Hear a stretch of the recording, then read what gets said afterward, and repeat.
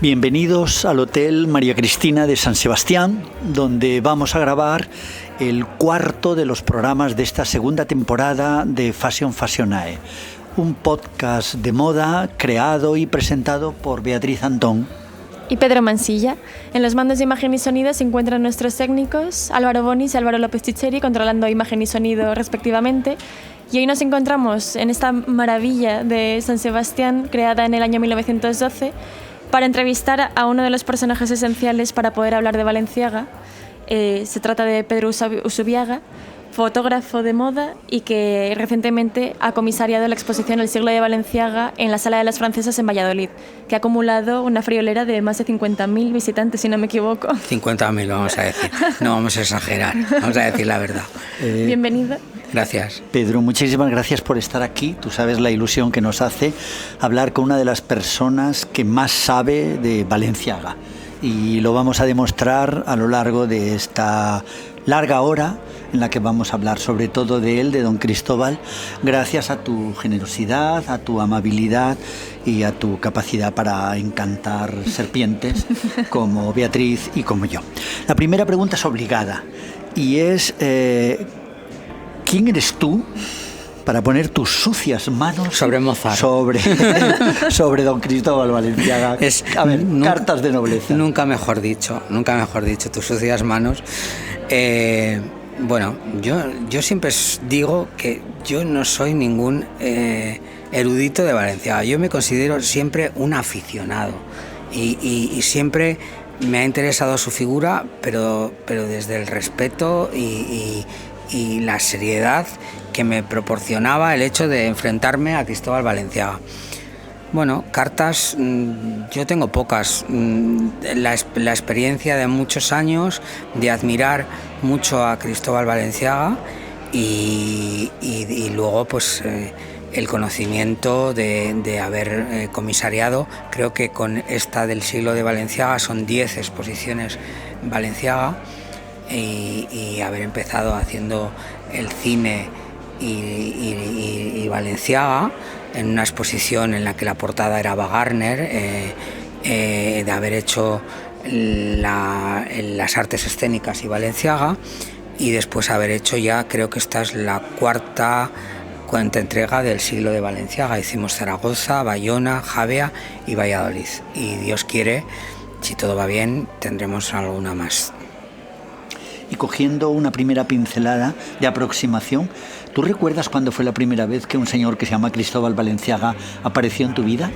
Pues sí, y sí que recuerdo perfectamente. Lo que pasa que es una pregunta buena esta. Cuando yo llegué a Madrid en el año 79, tú sabes perfectamente que Balenciaga no estaba de moda, porque lo que estaba de moda entonces era, en plena movida madrileña, los diseñadores que empezaban en ese momento, como era Antonio Alvarado, como era Manuel Piña, como era Sibila, los grandes, que luego han sido los grandes diseñadores de la moda española. Jesús del Pozo, por supuesto, y Balenciaga, Pedro Rodríguez, Asunción Bastida, como pertenecían a la anterior etapa, pues habían decidido poner sobre ellos un manto de polvo. Cuando yo empecé a hacer fotografías de moda, pues iba los domingos por la mañana al Rastro y recuerdo haber tenido en las manos sombreros de Isa, de Balenciaga, y abrigos que nos vendían por 1.000 pesetas, el equivalente a 1.000 pesetas. ¿A cuántos? A 6 euros. A 6 euros. 6 euros. Y entonces, pero como yo tenía un pequeño budget semanal para hacer todo, que me pagaba mi familia, pues entonces tenía que decidir o entre ir al cine o comprar el sombrero. Y entonces adaptábamos un sombrero nuevo o de los 70 de cualquier, le poníamos una pluma para hacer el estilismo con las modelos, pero en ese momento dije, pero ¿cómo puede ser que la historia sea tan cruel con alguien de terminar y pasarlo al olvido, ¿no? Y eso es una cosa que siempre me quedó muy, muy claro cuándo empieza realmente todo esto de la moda, darle la importancia que tienen los museos, ser museística, que es una cosa de avanzado en los 80. Sí. Pero es muy divertido que tú te encuentras por primera vez a don Cristóbal en el Rastro, que era una de las cosas que más le gustaba a él. Exactamente. O sea, él tenía dos cosas obligadas en Madrid: almorzar con la marquesa de Llanzol en casa de la marquesa y ir al Rastro. Eso no se lo perdonaba. Le gustaban nadie. Las antigüedades muchísimo, y a Ramón Esparza también. Entonces, bueno, pues entonces había una calle muy estrechita en el Rastro que que le llamábamos la calle de la moda, porque siempre llevaban allí cosas de otra época y te podías encontrar, a ver, no quiero exagerar, pero había piezas maravillosas que pedían nada, porque en ese momento eran cosas que no interesaban. No interesaban porque habían pasado sobre esas cosas un manto. Entonces, ¿eran franquistas? Sí. Entonces, como entonces lo moderno era ir vestido de Montesinos, de Jesús del Pozo, de todos estos diseñadores, lo otro era la moda antigua, que nadie quería vestirse eso. Y entonces es cuando empieza a haber esa cosa de recuperación histórica en los museos, en el Victorian Albert, en el Metropolitan, que empiezan a darle como una importancia cuando ya adquiere otra vez esa importancia. Entonces ese fue el primer momento, porque yo sí había estado con mis padres en el año 74 viendo el mundo de Balenciaga. Creía que se te iba a olvidar ese detalle. En la Biblioteca Nacional. ¿Fue tu primer contacto con la moda?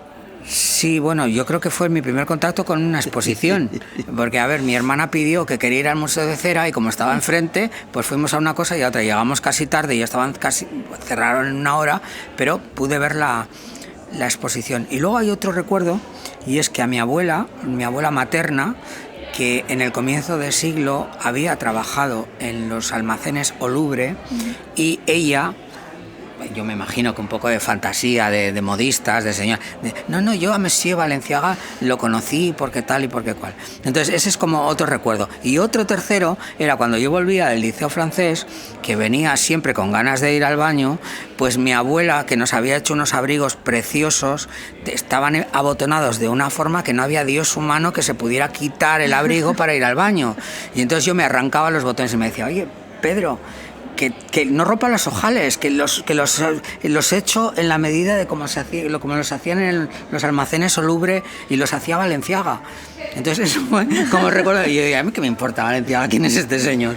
Y en cuanto a la fotografía, ¿cómo empiezas tú como aficionado o realmente tienes una vocación desde pequeño de hacer fotografía de moda? A ver, yo era muy malo en el colegio, era muy revoltoso, era muy enredador, muy tal, y mi padre me compró una Nikon en unas vacaciones y me dijo: a ver si sabes hacer algo con esto. Entonces yo empecé a hacer fotografías a mis primos y a mis primas y a las chicas y chicos guapos de entonces de la ciudad, y con eso armé un book, y el niño no salió con otra más que quería ir a estudiarse a Madrid fotografía, cuando en mi familia no había ninguna tradición ni nada de nada. Y entonces aparecí en los 80 en ese Madrid tumultuoso, que hice todo menos estudiar. Pero es verdad que mirando y viendo lo que hacían los otros, que entonces estaban los grandes fotógrafos, no digo que ahora no haya, pero digo que entonces estaba Javier Bayonrat, estaba Alejandro Cabrera, estaban los grandes fotógrafos españoles, y entonces tuve la suerte de poder admirar pues exposiciones de Bayonrat, esos primeros trabajos maravillosos que hacía con Jesús del Pozo. Entonces todo eso a mí me alimentó artísticamente. Y luego, como yo soy muy aficionado a la pintura, pues el hecho un poco de descubrir los pintores que me gustaban mucho y que me parecía que algunas fotografías eran muy cinematográficas, algunos cuadros eran muy cinematográficos, con todo ese melange de cosas, y con la noche y saliendo y Alaska y que si tal y no sé qué, con eso construí algo que podría ser un comienzo. Pero como yo era muy osado y hablaba francés, como os he comentado, pues me fui a París. Y entonces me recibió el jefe, el director de Vogue Hombres en ese momento, que era una de las revistas, y me dijo: está muy bien que vengan jóvenes fotógrafos a París, porque hasta ahora no venía más que femme de ménage, o sea, empleadas de hogar, que me pareció humillante. Me pareció una canallada. Humillante. Y entonces me miró las fotos como diciendo: esto es... Porque claro, ¿qué fotos iba yo? También lo raro es que no me las tirara a la cabeza, porque había hecho fotos pues a un primo mío, a mi hermana, a tal, que no eran ni tan siquiera las modelos de la época. Y entonces pues me mandó a hacer puños para mangas, pero volví a Madrid ya con la determinación de convertirme en un fotógrafo, y entonces cogí los últimos años de la Luna de Madrid, que Pedro ha citado, y que estaba Juan Carlos de la Iglesia de director, y colaboré con él. Y Juan Carlos después creó Man, que eso fue una revolución, la revista Man, y yo colaboraba normalmente con Man, haciendo sobre todo a los jóvenes actores, y ahí fue cuando se pudo decir que él no estaba mal lo que estaba haciendo, pero hasta entonces era una bazofia. ¿Y el descubrimiento ya de mayor? ¿De Balenciaga? Sí.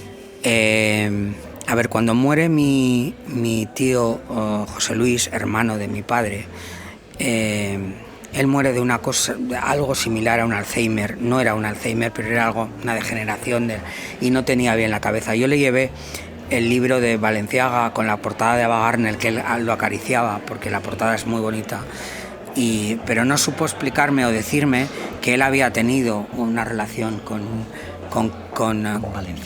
más que con Balenciaga, con Ramón Esparza.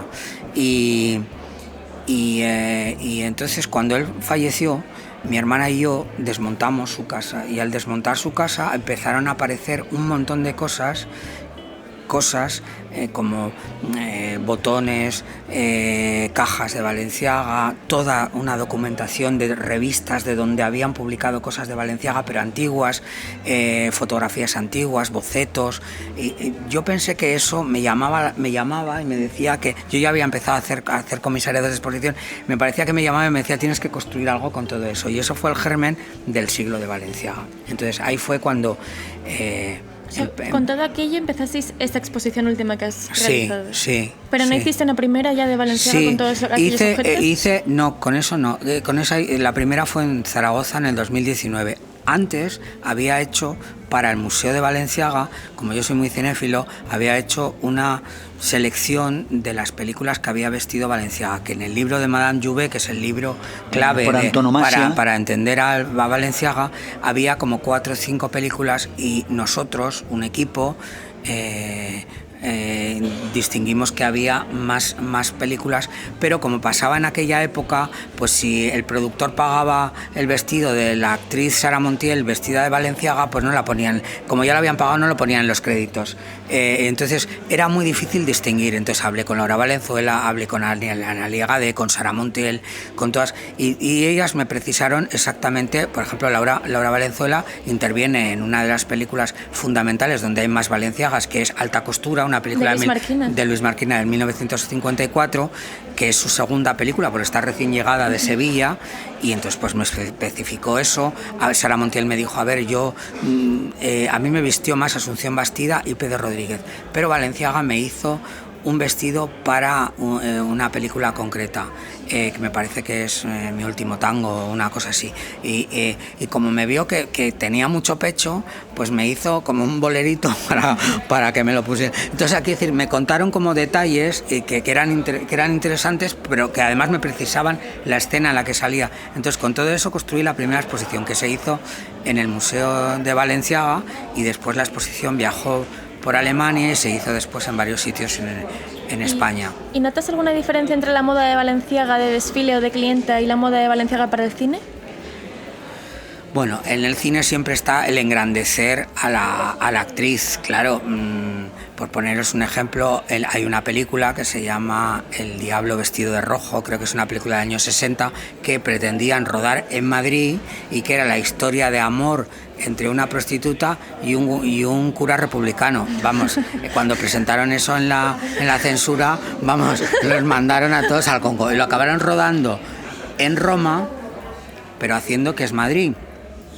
Y entonces, como en esa época estaba de moda Ana Magnani, que era la actriz que sin maquillaje y tal, así muy Romachita Perta, toda esa época, pues entonces Ava Gardner también quería hacer su versión, y como venía de Hollywood y estaba harta, pues también quiso hacer eso. Y entonces, cuando vieron el copión, el segundo día de rodaje, le dijeron: oye, no vas a salir como una tirada hecha un cuadro. Y entonces llamaron a Balenciaga, o fue a Isa, o no sé cómo, pero el caso es que salió con un vestido maravilloso, que es el que utilizamos para la portada del libro, que se conserva en el Museo Balenciaga de Guetaria, y no es ese el de Valencia, no es de Ava Gardner, pero es de esa misma serie del vestido y está maravillosa.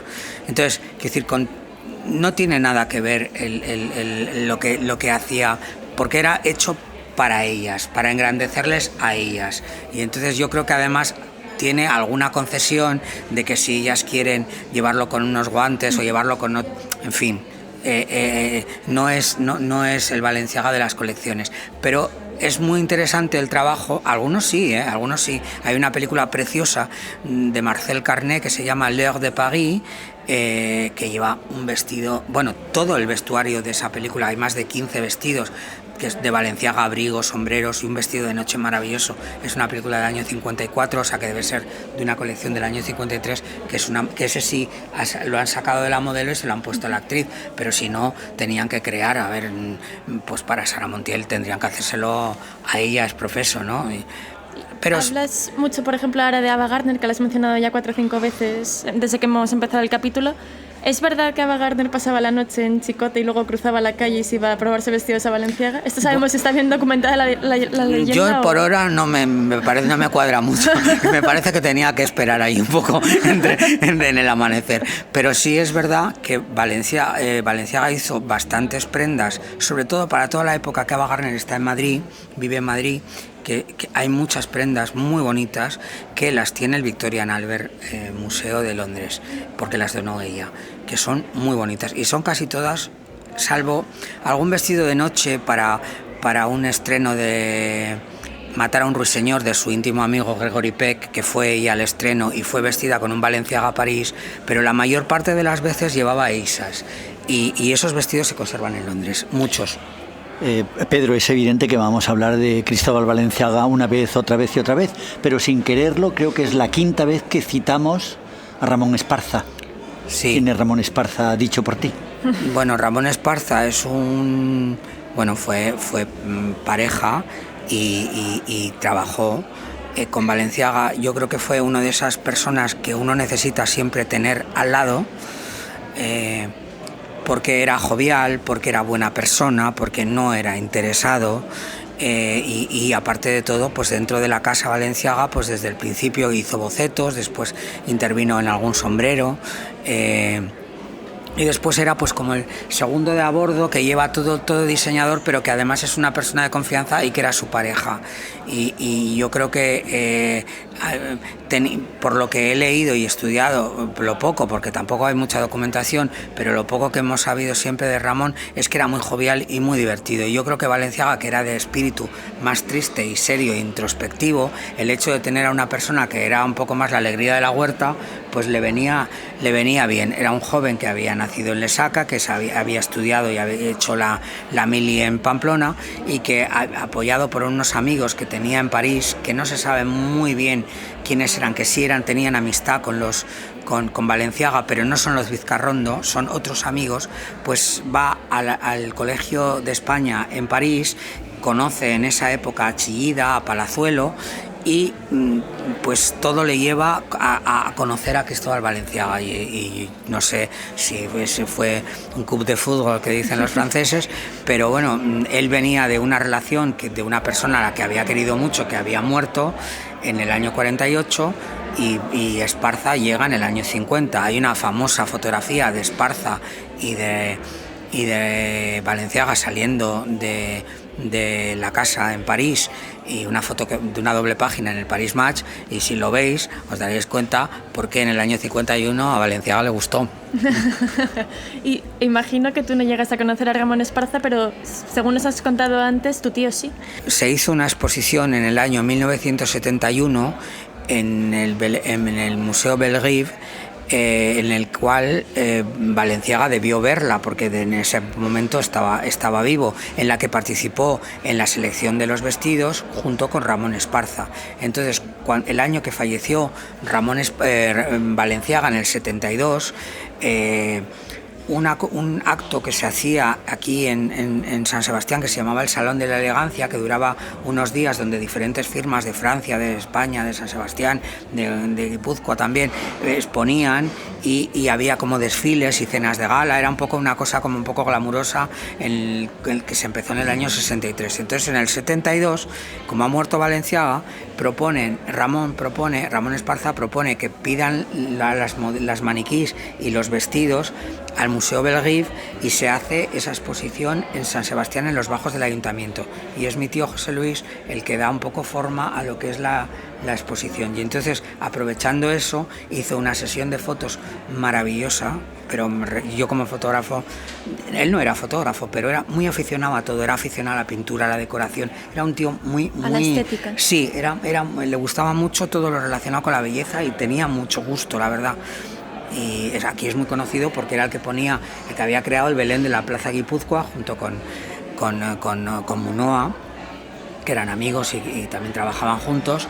Era un joyero muy prestigioso, Munoa, pero también dibujante de la Codorniz y todo eso. Entonces, todo eso hizo que mi tío José Luis pues tuviera una aportación ahí, y de alguna forma esa relación que tuvo con Ramón, yo creo que en algún momento pensaron que eso podría ser alguna vez una exposición o algo, porque había muchas cosas acumuladas, había notas, había como los podiums con las modelos, no sé, a mí me parecía que eso podía ser un germen. Y Pedro, tú quieres ser fotógrafo, digamos así, un poco al estilo Irving Penn, que lo mismo te interesa el retrato de un actor que una escena callejera, luego te interesan los trapos, te interesan la ropa, te interesan los diseñadores, conoces el rastro, aparece Balenciaga, pero a mí me da la impresión, cuando te oigo hablar con ese apasionamiento, que Balenciaga termina apoderándose de ti y tú ya te quedas como de chico para Balenciaga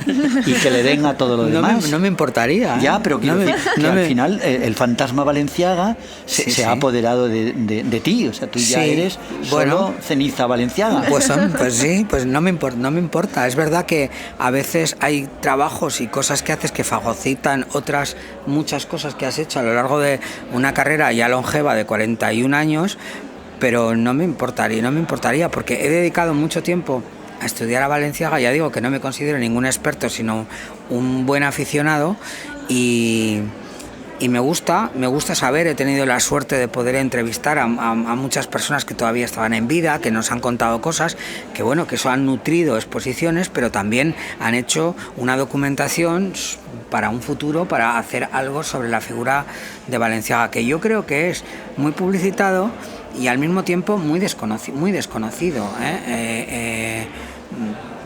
Sí, sobre todo hermetismo sobre su figura, allá donde vayas. Sobre todo porque siempre se repiten las mismas cosas, claro, y se añaden pocas cosas nuevas, interesantes, de esas que tú en el previo de este podcast nos has... Sí, a mí me gustaría volver a una de las cosas que nos has contado en el previo del podcast, y es la figura de Ramón Esparza. Y lo siento por los espectadores si les parece una pregunta un poco tendenciosa o polémica.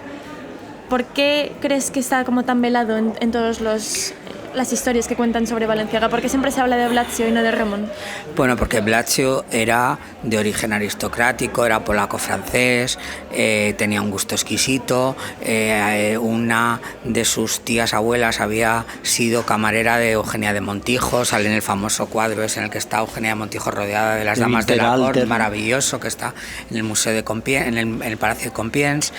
Bueno, pues claro, a ver, es que era imbatible. Y luego también yo creo que fue un colaborador en unos años muy importantes para Balenciaga, y yo, bajo mi opinión, y esto es mi opinión, yo creo que sofisticó a Balenciaga. Yo no digo que Balenciaga no fuera un gran modista en los años previos a París, pero la sombra... Es un poco lo mismo que hace Gala con Dalí. Le quita el pelo de la dehesa y le da ese aire internacional. Yo creo que eso, claro, eso a Balenciaga le fascinó. Una vez fallecido, incluso cuenta la gente hasta qué punto es verdad, no se sabe, quiso abandonarlo todo e irse a un monasterio. no sé, en eso lo rescataron y en eso apareció Ramón, que era, pues ya te digo, un galán a lo Errol Flynn o a lo Tyrone Power en los años 50, a lo cual a rey muerto, rey puesto. No sé si la frase está bien, pero... Sí, claro que sí. Pero bueno, el caso es que Ramón aportó otras cosas. A ver, si entramos en cosas más... Sabemos que hablaste con su chofer. Personales, yo te diría mi opinión, y es que alrededor de estos grandes personajes de esta época de glamour, tanto sea en la moda como en el cine, como en la literatura, pues si el personaje no es, vamos a decir, heterosexual, por muy que se empeñen todas estas condesas y marquesas alrededor de estar enamoradas de una persona, les fastidiaba la presencia de Ramón Esparza, ¿entiendes? Pero pues claro... Podían enamorarse de Blatcho, ¿no? Pero no de... Hombre, de Blatcho estaban todas enamoradas, pero Ramón Esparza les pareció lo que en Francia llaman un parvenu, o sea, un tirao. Sí, un recién llegado. Un recién llegado, entonces claro, no les importaba tanto. Y entonces, claro, hay algunas declaraciones que hizo la marquesa Yanzol Madre diciendo que Ramón Esparza lo único que se ocupaba era de leer Lola y que era una persona que no entendía ella cómo podía estar Balenciaga. Hombre, yo creo que cuando estás con 20 y tantos años de tu vida con una persona, no será porque es un lerdo. Quiero decir, yo creo que tenía unas cualidades que a lo mejor no eran las que ellas hubieran deseado. Seguramente para ir a la ópera o a una fiesta, aunque dicen que Balenciaga no tenía vida nocturna, pero ya algo hacía, pues hubieran preferido ir solas con pues esas cosas que han pasado en la vida y alrededor de todos los grandes diseñadores. De hecho, tú que estás preparando una exposición a su mayor gloria, nos has contado que revisitando las imágenes que tenemos de la única colección que Esparza hace para la casa Chanel y que todos los que estamos enamorados de la moda recordamos como una cosa que pasó absolutamente desapercibida, que no tenía ninguna personalidad, y sin embargo tú rompes una lanza por esa colección, diciendo que esa colección no solamente era muy buena, sino que esa es una colección perfectamente revisitable hoy en día. A ver, yo creo que había muchos factores que en ese año 73, una vez muerto Balenciaga, cuando le llega la oportunidad de hacer esa colección para Chanel, había muchos factores que primaron más que la propia colección, como era, ahora no vamos a aceptar que venga aquí un españolito a hacer alta costura francesa, a hacer Chanel. Entonces yo creo que hubo un poco de ese revanchismo, porque yo he leído alguna crítica feroz de la colección que a mí no me lo pareció. Yo no había visto la colección, había visto algunas piezas de la colección, pero después he tenido acceso a ver las 200, creo que son 100 y pico, no quiero exagerar, entre 100 y pico y 200 fotografías de la colección.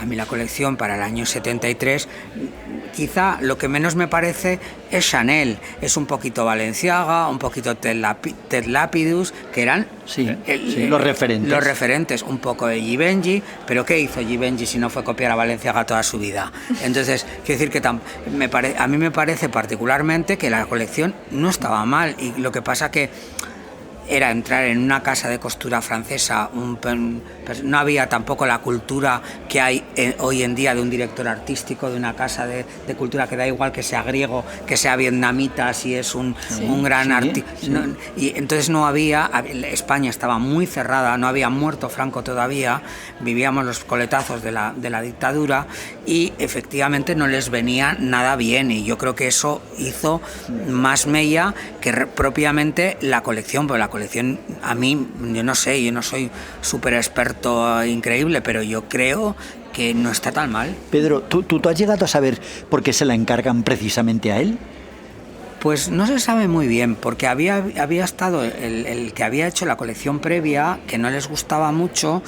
Karl Lagerfeld también andaba allí rondando, y yo creo que pensaron que alguien que había trabajado 20 y tantos años con Cristóbal Balenciaga y que había conocido a Mademoiselle Chanel, porque hay una famosa foto Sí, en la que está claro, cenando, claro. Y que había conocido a Mademoiselle Chanel, pues yo pienso que pensaron que podía ser una bocanada de aire fresco a la casa, que estaba muy enquilosada y estaba muy, en ese momento, haciendo cosas muy repetitivas, o sea, sin mucha evolución. Entonces, lo que planteó Ramón Esparza, pues era una revisitación del universo Chanel, con lo que él había aprendido y con lo que él sabía hacer de Balenciaga, y después con las tendencias.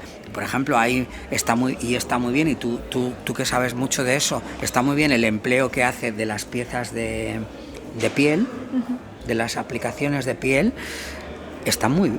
Yo lo encuentro muy bonito, y si lo piensas, en el año 73 lo veo muy rompedor, esas piezas. El tema de la peletería, que lo introduce en esa colección, porque hay piezas de peletería. Entonces, no sé, yo creo que como para decir que era una porquería, como llegaban a decir, de colección, tampoco lo veo así.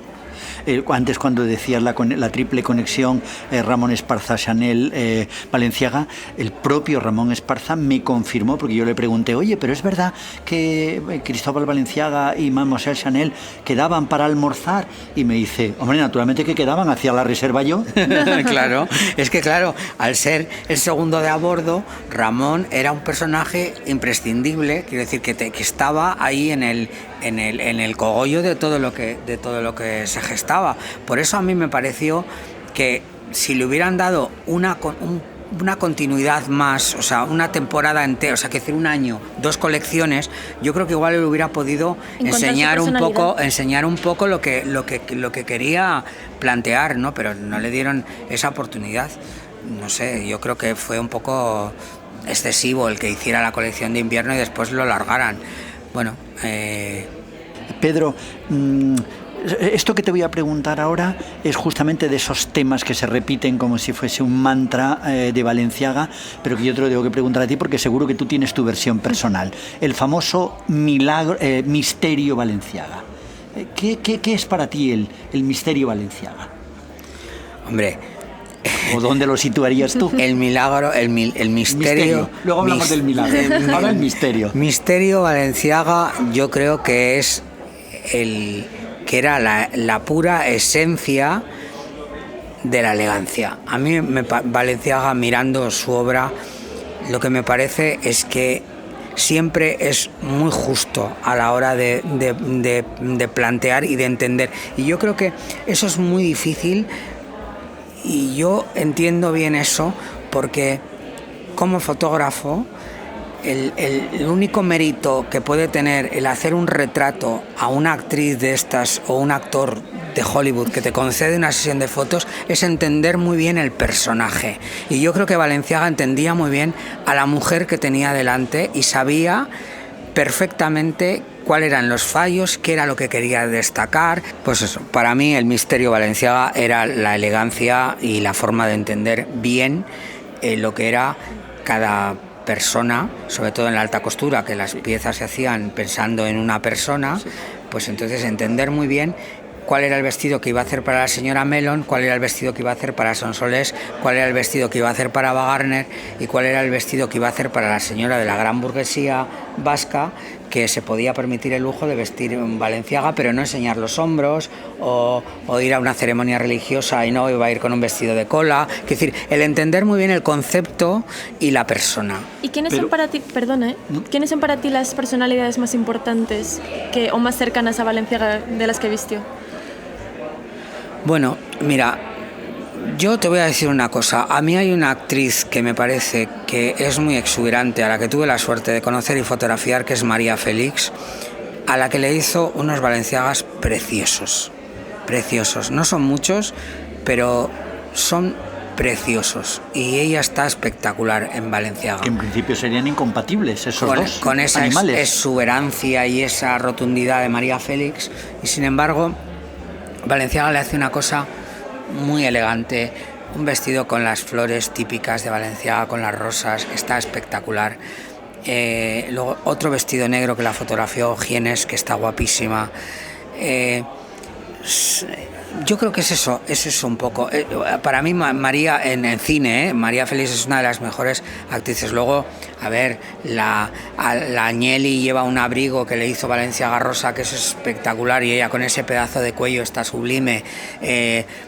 La Melon, que tampoco era Miss Universo, pero tenía clase, le sabe muy bien hacer los vestidos de pija. Americana. Y además con aquellos salones que tenía la Melo, cualquier cosa que te ponías. Claro, con esos deshabillés, que a mí el deshabillé me fascina. O sea, que uno se arregle para recibir a unos amigos para cenar, pero no sea un traje, sino un deshabillé. Hay aquellas batas maravillosas para recibir. Esas batas maravillosas, todas abotonadas, a mí me fascina. Eso me parece glamour. Entonces, esas clientas que pueden permitirse llevar eso ya están por encima del bien y del mal y de las modelos de esa época y de todas. Me parece que el glamour es eso. Se decía siempre que era el vestido más caro y la clienta más rica, ¿no? Sí, era muy... Bueno, a ver, hay un abrigo que tengo yo, curiosamente, entre mis pocas por casualidad. Piezas de colección. Menos mal que lo has dicho. Pocas piezas de colección, con el que fue Jackie Kennedy y ella, la señora Mellon, a dar su pésame a la viuda de Luther King en el año 68. Yo ya llevaba un abrigo en gazar azul, abotonado, con unos botones bola, muy, muy, muy bonitos, que hay otro en el museo, creo que es el Victorian Albert, y creo que en el Museo de Guetaria también, y a mí me parece que es muy, muy sencillo, pero es muy elegante. Bueno, es que esa es tu parte favorita de Balenciaga, que no hemos estado hablando. Es muy elegante, y entonces me parece que uno tiene que saberlo, cómo tiene que ir vestido para cuando va al lado de Jackie Kennedy a dar su pésame a la viuda de Luther King. O sea, es que figúrate qué momento, ¿qué te pones en un momento así? Entonces, el abrigo no estaría hecho para eso, pero es perfectamente elegante, y esa sobriedad y al mismo tiempo elegancia es lo que a mí me gusta de Balenciaga. ¿Y tú crees que eso es parte del misterio del que habla Pedro? Hombre, yo creo que eso es una parte del misterio. Luego hay otras partes del misterio, y es que él supo muy bien, como Greta Garbo, como todas las leyendas de la época, enseñar solo lo que lo que quería. En esa época no había... sí había paparazzis, pero estaban todos en Via Veneto fotografiando la Dolce Vita, pero él supo preservar ese misterio, el que no se supiera mucho sobre él. No estoy tan de acuerdo acerca del material fotográfico que hay, porque yo he visto todos los retratos, o muchas colecciones de fotos con retratos de Balenciaga y fotos de Balenciaga, y las mismas podría tener Dior, las mismas podría tener Chanel. O sea, que yo creo que eso de que no se fotografiaba, ¿no? Eso es otra de las leyendas, porque hay muchas fotografías. Siempre también. Cuentan que fue Blatzy el que le convenció un poco como para que le retratase el fotógrafo, no me acuerdo ahora el nombre, que fotografió a Chanel, a Schiaparelli. Pues podría ser Cecil Beaton, podría ser, pues sí. No me suena que fuera Cecil. Pero hay, y luego está Henry Clark, hay Irving Penn, grandísimos fotógrafos que lo fotografían, pero también, quiero decir, más contemporáneos. Pero cuando dicen, es que no hay casi material, digo, a ver, pero es que tampoco hay mucho material de Dior. Es verdad que se murió antes que Balenciaga, pero claro, no estamos ya en la época en la que todo el mundo se muestra a los Saint Laurent, a los diseñadores más del final de los 60 o de la década de los 60, que ya hacen con una vida más normal, y entonces que existía un poco eso que estamos hablando, el misterio Balenciaga. El misterio Balenciaga yo creo que son varias cosas, algunas tópicas bajo mi punto de vista. Yo te preguntaba tu versión del misterio Balenciaga, y tú inconscientemente me has respondido el milagro Balenciaga, que es el de hacer el retrato psicológico de la clienta, y que ésta, sin necesidad de ser elegante, saliese elegante, en una frase atribuida a Cristóbal, sencillamente porque usted déjese que yo la viste, claro, ya la vista y ya sale elegante. Y el vestido está hecho de tal forma que es imposible no ser elegante. Pero yo quiero volver a la primera pregunta, vamos a desentrañar contigo, según tu criterio, el misterio Balenciaga. ¿Balenciaga era así porque se sentía culpable de algo? porque se sentía un advenedizo, que eso siempre los que suben en una misma generación varias clases sociales siempre tienen un cierto miedo de que alguien tire de la manta. Su misterio, o sea, ¿tú qué crees que forma la personalidad misteriosa de Cristóbal Balenciaga? Bueno, todo eso que has dicho, lo que te he comentado yo de saber entender bien a la mujer y sobre todo una construcción del vestido por dentro que cualquier persona que haya tenido el poder verlos por dentro se da cuenta que es una arquitectura, con lo cual ya hay más cosas que la de un simple modisto. Hay una visión arquitectural de la moda y de cada vestido en concreto, desde los más sencillos a los más aparatosos. Yo creo que hay muchas cosas. Yo creo que él tenía carencias. Yo creo que él venía de un mundo rural, como era la Guetaria de ese final del siglo XIX y el comienzo, que había aprendido un poco a marchas forzadas lo que era la sastrería, que él dominaba de forma excepcional, y para mí es una de las mejores cosas del trabajo de Cristóbal Balenciaga, todo el tema de abrigos, trajes sastres, toda la sastrería me encanta. Y cuando va a París tiene la suerte de tener una persona, ya lo hemos comentado, que le da un aire sofisticado, y él después sabe mantener eso. Son esos años 50 en el que todas las mujeres de los grandes de las petroleras, de los grandes magnates americanos se visten en París, encargan colecciones, y yo creo que eso es lo que a él le asienta, y yo creo que entiende muy bien, porque mira, te voy a poner un vestido, un ejemplo concreto. ¿Cuándo viste a Fabiola? Fabiola no era una Miss España. No te voy a decir que estaba muy segura de sí la misma pobrecita tampoco. estaba mal hecha. Mal hecha, no, yo no lo quería decir, pero no estaba muy... cuentan. Y Balenciaga construye un vestido que a ella no le gusta. Ese vestido ya lo masacra después. Sí, supuestamente ella rechazó varias opciones que él había dibujado por ser muy regias, ¿no? Claro. Pero lo que Pedro dice es que luego ella destrozó físicamente por eso es... no llegaron los bisones. A ver, con esa historia se podría hacer una película, no creo que tengamos mucho tiempo, pero te voy a decir una cosa. Ese vestido entre el 61 y el 74, que lo manda, no lo deja para Nueva York, lo deja para la exposición de Madrid. El vestido, ella la cola, lo acorta, ya no tiene el tamaño que tiene cuando se casa, y el forro interior lo desmonta, y de ahí saca unos zapatos, un trajecito y otra cosa más, un traje chaqueta o no sé qué, y quita el bisón.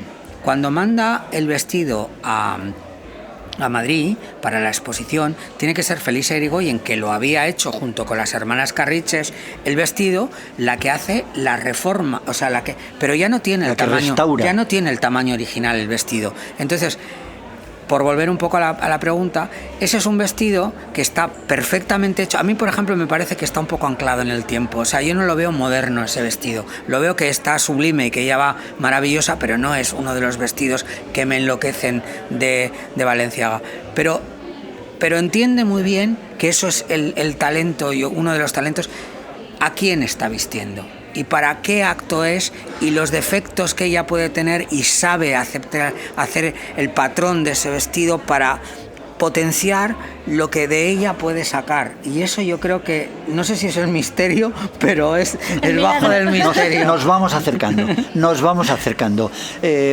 Otro de los elementos que podían constituir ese misterio es que Balenciaga tiene fama entre los que lo conocieron, incluso los que eran su competencia profesional, de saber hacerlo todo, de saber coger una tela, plomarla, cortarla, eso decía coserla, Chanel, eso solía comentar Chanel.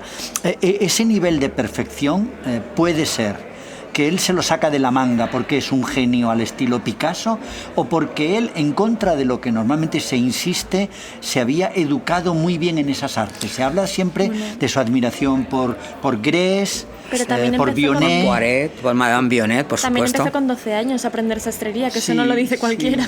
Y yo creo que eso es el fondo de él, porque, como dice Pedro, yo creo que lo que hizo fue, en cada momento, aprender y en un momento dado aplicar todas las cosas que había aprendido. Y entonces yo igual sé lo que quieres decir, porque entre el genio que se pone a pintar y el trabajo de muchísimas horas y de los codos y de sacar las cosas, hay luego al verlo dices es una obra de arte, pero las formas de llegar es diferente, ¿no? Porque Mozart era capaz de componer sin partitura y esto era una genialidad. Hay otros músicos grandísimos que es el fruto de un trabajo de horas y horas de dedicación. Yo creo que, como comentaba Bea, es el fruto de haber pasado por todos esos procesos de conocer perfectamente la elaboración de un traje y todos los procesos de un vestido, desde el comienzo, el saber coser, una cosa tan importante como sacar el patrón, el saber coser y el saber luego lo que quería hacer con cada clienta. Entonces yo creo que todo eso es algo que no tenían otros diseñadores, que por eso Chanel decía que era el único de todos ellos que sabía hacer todos los procesos, pero porque pasó por esos procesos. Yo no creo tanto en la genialidad del artista, igual no era Mozart, pero el hecho de haber conocido y haber pasado y haber trabajado en todos esos procesos le hacía a alguien muy invencible a la hora de hacer algo, porque tenía una fuerte convicción porque había pasado por esos procesos. Igual otro dice, ese forro está bien cosido y no tiene ni idea y es un diseñador. Pero claro, es que Balenciaga era capaz de desmontar la manga y decir esto no está bien y pum, la quitaba. O sea que yo creo que es el esfuerzo de muchas horas, bajo mi punto de vista. El otro día hablábamos en uno de los podcasts que hicimos con Ignacio Sierra, director general de Tendam, que realmente la magia es todo estrategia, es muchísimo trabajo, digamos, secreto, a escondidas, sí, para que luego parezca como... Que no se ve. Entonces fantasía. Yo creo que es el fruto de todas esas cosas. Y también de la época. Porque la época seguramente no es lo mismo los años 40 y los 50 que si hubiera empezado su carrera, imagínate, en el final de los 60, que ya no existía él hubiera sabido hacer prêt-à-porter. Yo creo que sí que hubiera sabido. Yo sí que creo. ¿Por qué crees que se acabó esa especie de época dorada de la alta costura? En algunos libros dejan caer que fue porque de repente había que hacer muchos pagos de impuestos y de seguridad social y demás. No, y porque ya lo cuenta Ramón Esparza en una entrevista, que ya las modistas pues no era lo mismo de eso de que se quedaban hasta las 3 de la mañana haciendo un vestido, terminaban de trabajar y se volvían porque ya habían empezado los sindicatos y en Francia eran fuertes y yo creo que también llegó un momento que en eso también fue muy inteligente y quizá también ahí está el misterio de saber cuándo uno tiene que retirarse, cuándo uno tiene que decir hasta aquí he llegado, esto es lo que he hecho, el que considere que puede hacerlo mejor que venga y que lo haga y su época ya había cambiado, ¿sabes? Yo creo que había cambiado porque ya el final de esos 60 con la llegada del Swing London, de Mary Quant, de la minifalda, de Currás, de Twiggy. Eso no era la época de Balenciaga. Las chicas no querían ir vestidas de Cristóbal Balenciaga, querían llevar las minifaldas de Currás, querían poder vivir la época que a ellas les correspondía. Ellas eran las hijas de las madres que habían llevado las Balenciagas.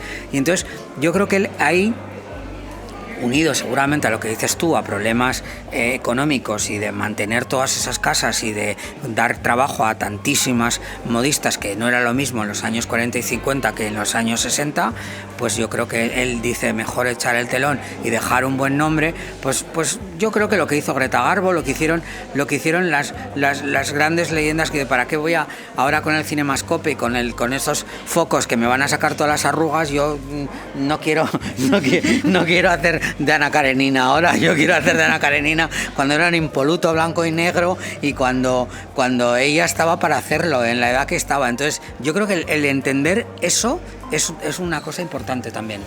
Yo sé que a ti te interesa todos los Balenciagas, que te interesa el Balenciaga de los 30, el más expresionista de todos, el más, entre comillas, artista en el sentido profundo de la palabra, que te interesa el superviviente nato, que es el de los 40, que te interesa el consagrado elegantísimo de los 50. pero un pajarito me ha dicho que a ti el que más te interesa es el abstracto, que se pasea señorialmente por los 60, aunque sea con su canto del cisne. Sí, porque me parece que eso verdaderamente es lo que es muy moderno de Balenciaga. En la exposición de este año ha venido muchísima gente joven, ha venido gente joven de todo el mundo y sobre todo muchísimos estudiantes de moda, de diseño y de tal. Y se maravillaban que en el año 61 pudiera haber hecho un vestido negro de una sencillez absoluta con 2 pinzas, que hoy en día podría hacerlo cualquiera de las marcas de moda, desde Gucci, Prada, Calvin Klein, cualquiera de todos estos podría hacer ese vestido. Es que es puro minimalismo. En el 61 hay que ser muy moderno para ir a pensar en esas abstracciones, que él se encaminaba un poco ya hacia esa abstracción. Incluso en alguna colección ya se ve claramente, tenía que hacer concesiones entre lo que había que vender en la colección, pero luego también ya se empieza a ver esa cosa pictórica, arquitectónica, que tiene que ver con el universo Balenciaga y a lo que se encaminaba mucho antes de lo que luego se ha llamado el minimalismo y el menos es más y todo eso. ¿Y tú crees que las referencias directas de Balenciaga para su costura pudieran ser la arquitectura de arquitectos como Mies van der Rohe? Yo creo que, yo no sé si él era muy aficionado, yo sé que a él le gustaban los pintores, sobre todo tenía un círculo que eran todos los pintores relacionados con la galería Mahé, de los cuales del matrimonio Mahé era muy amigo, y yo creo que todos esos pintores de alrededor, que era la galería más importante mundial de la época. Entonces yo creo que es toda esa diferentes pintores influenciados, ya iban en una cosa mucho más abstracta, minimalista, más simbólica, y yo creo que eso a Balenciaga le influencia. La arquitectura no me atrevería a decir tanto porque no conozco, pero yo creo que ahí sí. Ya había quedado atrás la cosa historicista de la época del siglo de oro español, las goyescas. Las goyescas. Luego también hay mucha influencia, que no se ha hablado mucho de esto, pero sí que hay mucha influencia con todo el impresionismo, con Degas, con Manet, con todos esos pintores impresionistas franceses, donde hay piezas que se parecen mucho a cosas que hace Balenciaga. Entonces a mí me parece que es muy pertenecía a otra época, y en los 60 llega a eso. Está Sartre, está Buffet, Annabelle Buffet, a la que conoce y viste en muchas ocasiones. Es decir, a ver, cuando dicen, no, es que Balenciaga era un solitario, yo creo que Balenciaga no era nada de todo eso. Yo creo que igual no sería un Don Juergas, ni estaría todos los días de cachondeo, pero sí es verdad que estaba pendiente de lo que se estaba haciendo, no vivía en una burbuja, bajo mi opinión. Bueno, eso justificaría esta tesis que yo sometí a tu aprobación, que era que probablemente a él, como le influía mucho el aire del tiempo, en los 50, probablemente lo que todo el mundo quería ser era actriz, actor. O sea, los 50 es una década por y para el cine. Y sin embargo, los 60, es verdad que los alumnos de Mies van der Rohe y los alumnos de Le Corbusier, especialmente la arquitectura de Brasilia, pusieron muy de moda lo de ser un arquitecto. Uh-huh. Ahí está el ejemplo de su alumno más aventajado, que era Cugués. Quiero decirte, al hilo de lo que estás diciendo, que en esas revistas de decoración, de decoración y de arte de esos años, que yo tengo gracias a mi tío encuadernadas, que se llamaban L'Oeil, Arte, unas revistas preciosas, sacaba publicidad Balenciaga, de los perfumes, y eso que no hacía casi publicidad, pero sacaba publicidad, porque nosotros hemos sacado algún anuncio de esas, o sea, quiero decirte que todo eso lo vería. Todas claro, esas influencias de arquitectura, de todo eso estaba además la carrera espacial, no sería, estaba claro, el hombre llegando a la luna. Sí, yo creo que no era ajeno a nada de todo eso.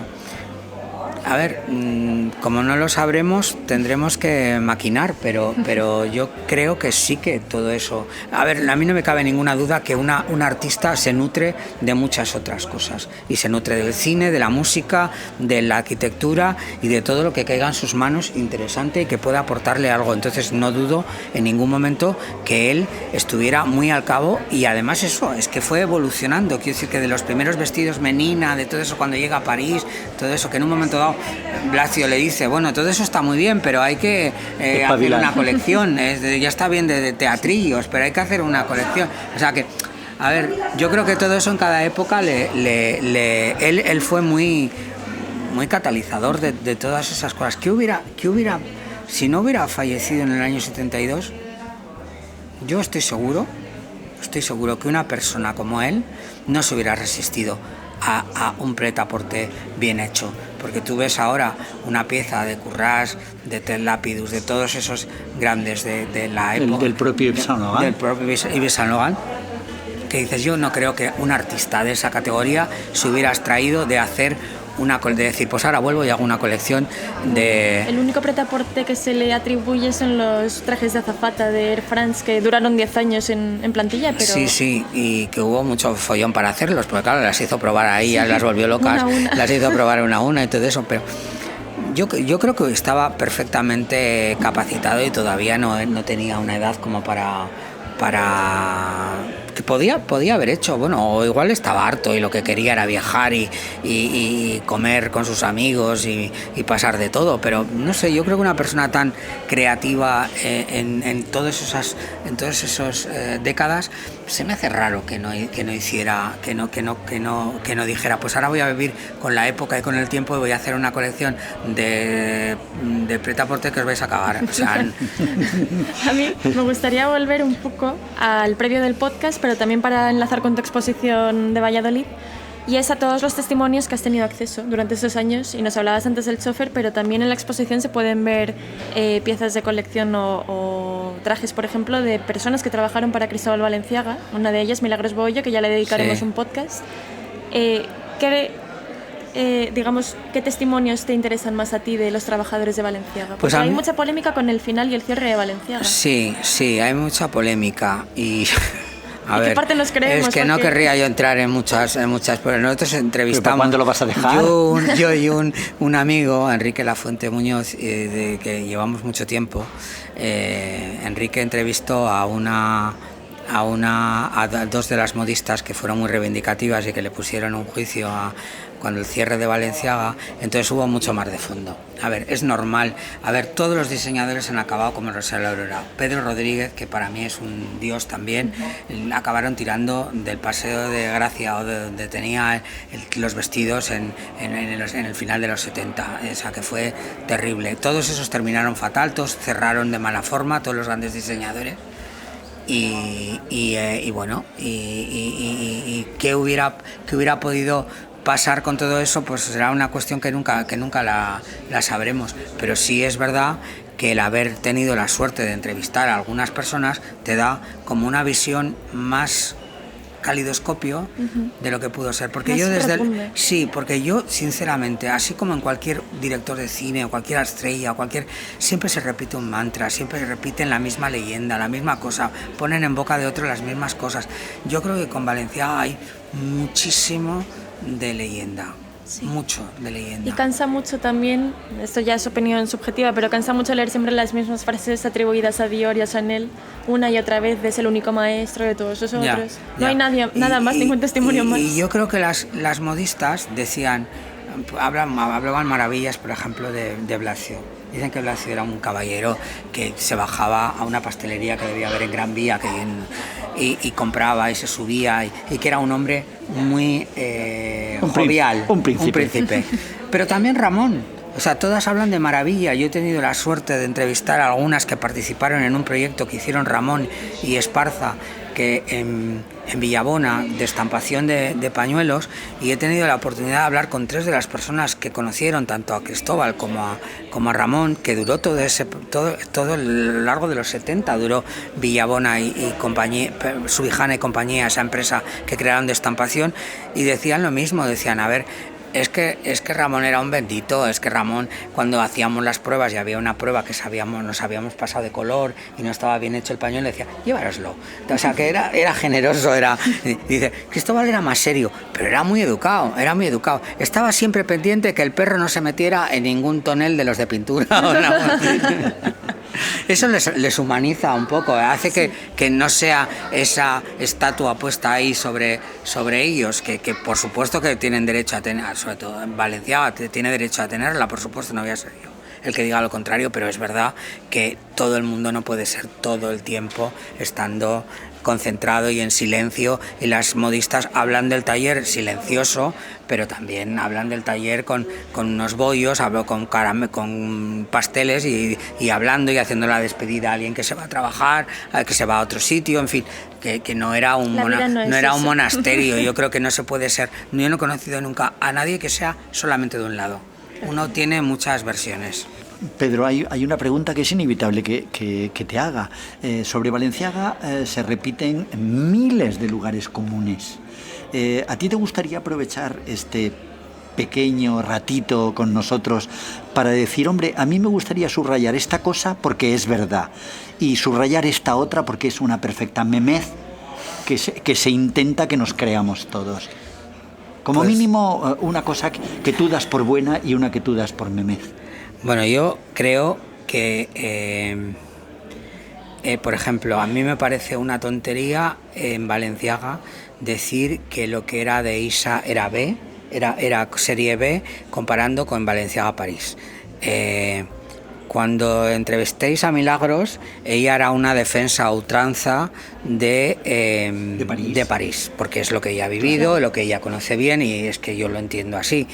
Pero es verdad también que en España, en las tres casas, en la de San Sebastián, en la de Madrid y en la de Barcelona, se hacían las cosas muy bien, venían todos los patrones de la colección derechitos, se reproducían perfectamente las piezas, y es más, yo por ejemplo reivindicaría, ya sé que Milagros no estará de acuerdo, pero yo reivindicaría que los acabados en España en muchas ocasiones están mejor que los de París, y como yo tengo pocos, pero Balenciaga, París y Isas, te lo puedo testificar.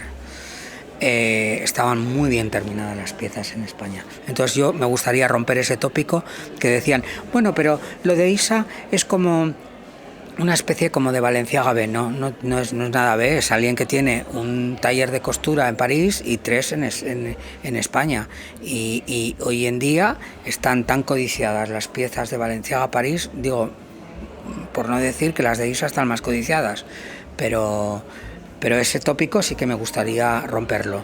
Y después, Balenciaga, bajo mi opinión, era un hombre serio, de tendencia a no ser la alegría de la huerta, pero de eso a hacer el entierro del conde de Orgaz todo el rato, yo me niego a creer eso, porque colaboradores suyos como Fernando Martínez, dibujante de él muchos años, cuentan que era un hombre muy jovial, muy simpático, que le encantaba comer, que le encantaba comprar, cocinar para sus amigos, preparar una mesa exquisita, bueno, pues el recibir a sus amigos, tal, que le encantaban las bromas, que tenía muy buen sentido del humor. Hombre, me imagino que si tenía que tener un taller con 200 o 300 modistas, pues no iba a llegar allí, se iba a poner a bailar un musical de Fred Astaire, pues tendría que estar, pues eso, pues controlando mucho las cosas, estaría serio.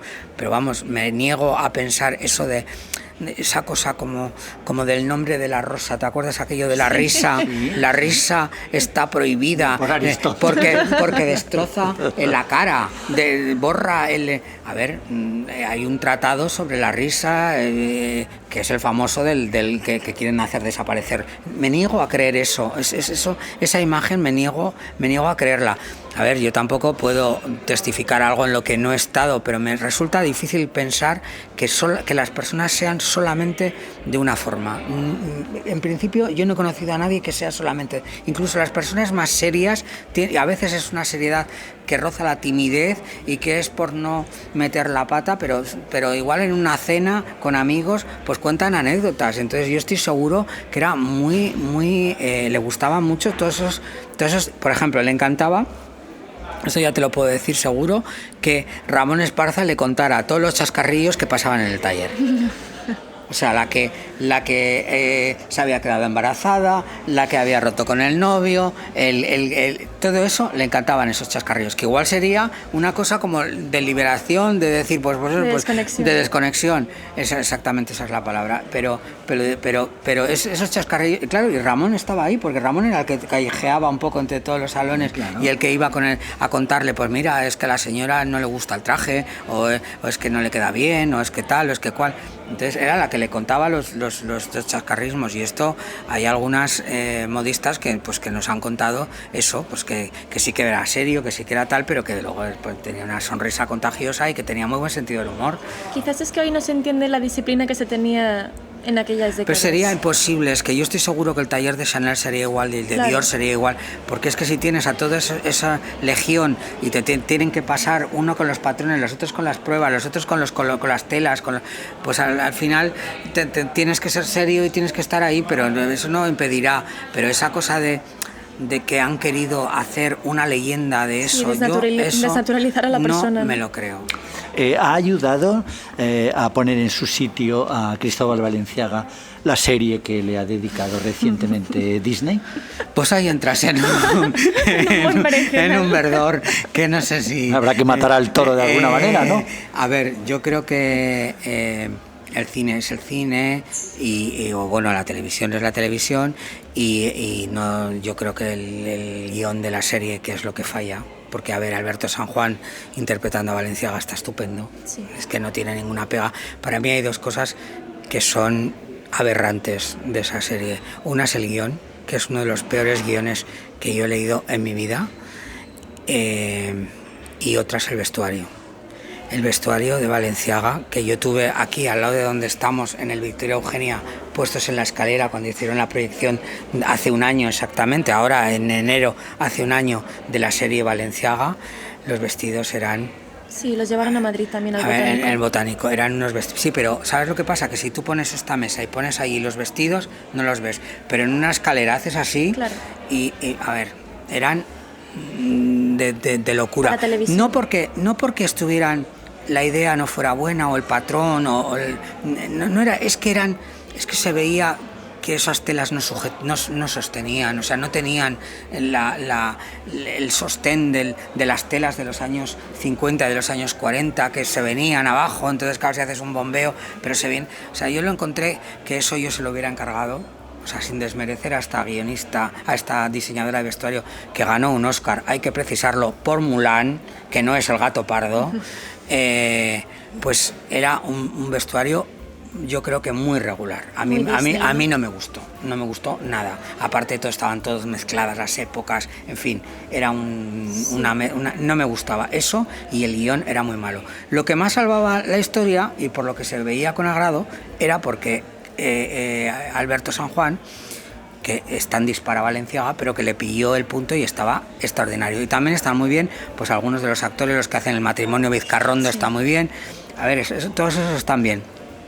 Ahora, después había algunas patas de banco, que en fin, yo no quiero entrar. Venga, entra. Pero a ver, hay un momento que dice Valenciaga a Nicolás Vizcarrondo: Nicolás, es que yo soy apolítico. Apolítico Valenciaga. En fin, Una de las cosas que más nos ha extrañado a nosotros es que hablase tanto vasco. ¿A ti te parece creíble? A ver, el padre hablaba euskera, la madre hablaba euskera, igual en París nunca debió hablar en euskera. Con pues Blatche igual hablar en euskera. Con Ramón igual, porque Ramón su padre era un grandísimo defensor del euskera, el padre de Ramón Esparza. Es posible que a lo mejor... Bueno, yo creo que eso también es una historia de la producción de la película, que es una producción con 3 directores de aquí y con una historia que en el 89% pasa aquí, porque todos son decorados de San Sebastián. Cuando están en París tiene 2 planos, pero el resto está todo rodado en San Sebastián y los lugares son todos reconocibles. Pues no sé, yo no sé si hablaría euskera o no tengo tanto conocimiento. Pues es posible. A ver, no sé, es que hasta el nieto de Franco decía que en el Azor hablaban en euskera, que esto ya sí que me parece feliniano. Esto es lo de andar hablando catalán en la claro, intimidad, ¿no? Entonces, yo no sé, pero no sé, o sea, a ver, yo lo que te digo es que la serie podía haber sido una serie en condiciones. Y yo creo que había cosas de la serie que eran muy mejorables. Y parte de una cosa que es el guión. El guión era muy malo. Y luego hicieron una cosa, para mí muy judea, en fin, muy judaística, que es, no vamos a tocar el tema de España. Nosotros nos centramos en lo que pasa en París, que una vez que pase la ocupación francesa, todo es glamour. ¿Entiendes? Y entonces, ¿para qué vamos a tocar la posguerra, en los años 40, al final de los 40, los 50 en España, que nos vamos a meter en zanjas que no nos va a venir muy bien? Entonces, vamos a hacer un poco como que nos centramos, por eso en el principio de la serie pone, esta serie pasa solamente en París. Claro, a ver, es incompleta, puesto que la importancia que tienen los talleres en España y la vida que hizo Balenciaga en España es que es ridículo no tocarlo. Pero claro, era entrar en una zanja que a lo mejor no les venía bien. Yo quería hacerte dos últimas preguntas de estas muy chispeantes. Una de ellas es que tú acabas de mencionar a Luchino Visconti. ¿Se llegaron a conocer dos personas que eran dos personas tan exquisitas, tan de buen gusto? Lo he estudiado y yo quería que sí. Yo quería que en algún momento apareciera en todos los archivos que he mirado, que apareciera, pero no he conseguido encontrarlo. Es muy posible que sí. Tú antes has mencionado a Sert, a Misia, a su musa, a Misia, a Chanel, que es su introductora también, al productor de L'Âge d'Or de Luis Buñuel. A ver, tiene toda la pinta de que coincidieran en algún sitio. Incluso estaba María Callas entre medias de los dos. Pero fíjate, no hay ni un solo vestido de Balenciaga en toda la obra de Visconti, que mira que el director más elegante. Están, por ejemplo, todos los italianos, porque todos los italianos, está incluso la princesa esa rusa italiana Irene Galezzine, en la película de Sandra de Claudia Cardinale, que lleva un vestido precioso, pero no hay ningún Balenciaga. No sé, igual, a ver, hay cosas que se parecen mucho a Balenciaga, pero claro, como todo el mundo copiaba, pues hay mucho que parece que podría ser Balenciaga, pero no. Fíjate, hay Saint Laurent, en Silvana Mangano en Confidencias de Visconti, y todo es Saint Laurent, Helmut Berger también, en Saint Laurent, pero no sé, no. Fíjate, bueno, también es verdad que uno de los mitos es que a Cristóbal Balenciaga le gustaba muy poco las actrices, por lo que eso significaba Pero mira, ¿ves? Esto cuando me has dicho antes lo de romper un tópico, no me he acordado. Eso sería otro. Dicen, es que no vistió a muchas actrices de Hollywood. A todas. No, pero la historia de Grace Kelly, que él la confunde y cree que es... Audrey Hepburn. Él cree primero que es Catherine Hepburn. No, pero ese es Givenchy. Claro, sí, pero porque él le dice que que no. Vale. Le dice que no primero porque la confunde con Catherine Hepburn y luego pretexta que las actrices traen mucha prensa, pero luego, muchas pero preguntas. Luego, sabes que luego fueron muy amigos y vivió, esto es un scoop, vivió Audrey Hepburn en casa de Balenciaga con Ramón Esparza de Balenciaga durante el rodaje de una película en París. Se quedó en casa de Balenciaga. Cuando murió Balenciaga,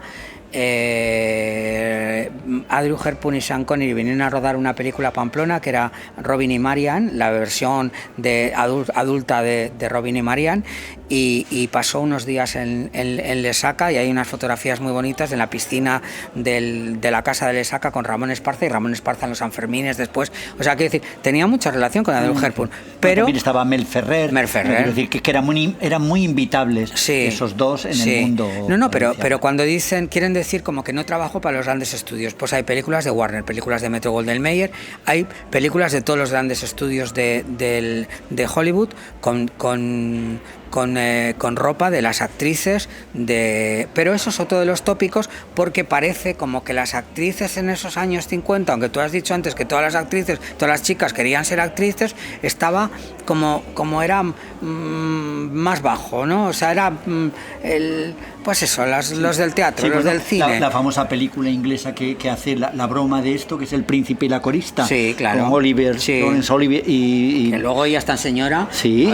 Fíjate ese señor como el príncipe, que tiene una escena maravillosa, que lleva un vestido y se lo adapta y va de día con ese vestido que está gloriosa, que le ponen de flores, le quitan. Es maravillosa, esa escena a mí me encanta esa película. A mí me gustaría, perdón que cambie un poco de tema, pero siempre al final del programa lo hacemos en todos, preguntarte por la que para ti es la mejor bibliografía de Balenciaga.